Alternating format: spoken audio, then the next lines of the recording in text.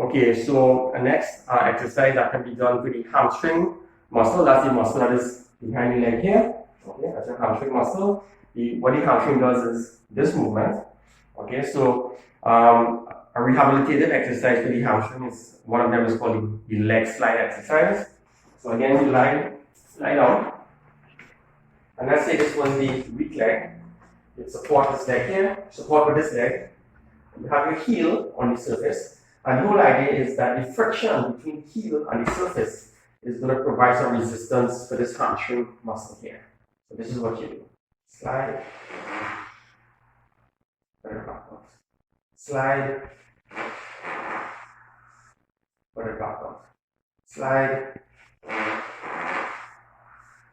put it backwards.